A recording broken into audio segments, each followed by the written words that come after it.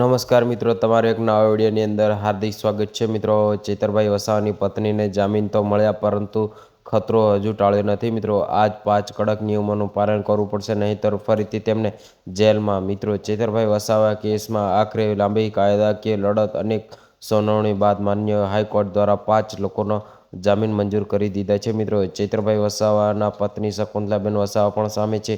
જામીન મંજૂર કરતી જ વખતે કોર્ટના આરોપીઓ માટે કડક શરતો પણ મૂકી છે, જેનું તેમણે સુરતું પાલન કરવું પડશે. મિત્રો, પહેલી શરત છે મુજબ તમામ આરોપીઓ 15,000 રૂપિયાના પર્સનલ બોન્ડથી સ્પષ્ટ કરવાનું આવ્યું છે કે તેમણે ભવિષ્યમાં કોઈ પણ પ્રકારનું ગુનાહિત વૃત્તિ દૂર કરવાનું રહેવાનું પડશે, અને જે તેઓ જામીન દરમિયાન ફરીથી કોઈ ગુનામાં સંડોવાશે તો આ જામીન રદ પણ થઈ શકે છે.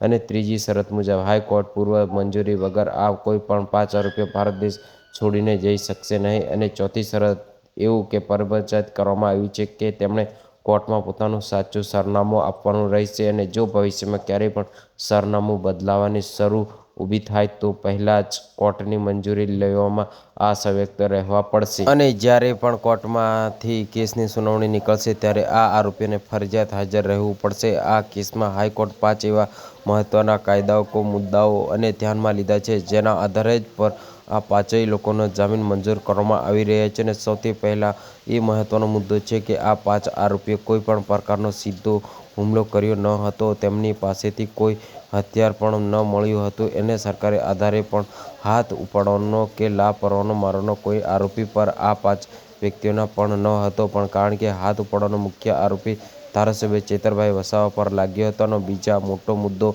એ હતો કે આ 5 જામીન મેળવનાર લોકોમાંથી કોઈ પણ મુખ્ય આરોપી ન હતો.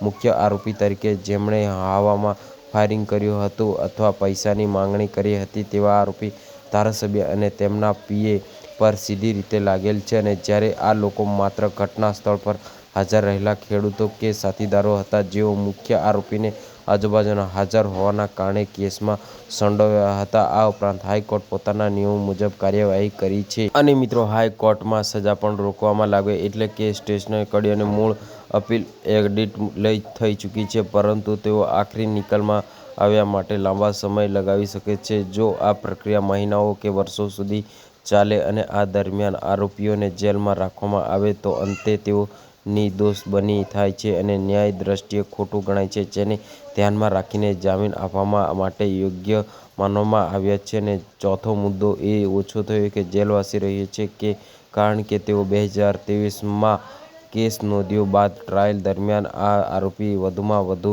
1-2 મહિના જ જેલમાં રહ્યા હતા, અને એ મોટા ભાગના સમય દરમિયાન તેઓ જામીન પર મુક્ત રહ્યા હતા. પાંચમા અને અંતિમ મુદ્દો હતો કે અગાઉના સુનાવણી દરમિયાન આરોપીના વકીલ દ્વારા દંડ ભરવાની સહમતિ દર્શાવવામાં આવી રહી છે, જેને કોર્ટમાં સકારાત્મક રીતે તેઓ સ્વીકાર્ય જામીન માટે આધાર તરીકે ગણી હતી. અને હાલમાં કેસનું જજમેન્ટ પણ આવી ગયું છે. મિત્રો, અને મિત્રો, ચેતરભાઈ વસાવાના પત્નીને આખરે શકુંતલાબેન વસાવાને જામીન મળી ગઈ છે, અને મિત્રો તેઓ જેલની બહાર પણ આવી ગયા છે. મિત્રો, અને વસાવાને મુખ્ય અપીલ કરવાની હજુ બાકી છે. મિત્રો, તો મિત્રો આ વિડીયોની અંદર આજની આટલી અપડેટ છે. તો મિત્રો, તમને વિડીયો ગમ્યો હોય તો લાઈક, કોમેન્ટ, શેર અને સબસ્ક્રાઈબ કરી દેજો. અને મિત્રો આ વિડીયોને વધુમાં વધુ શેર કરજો.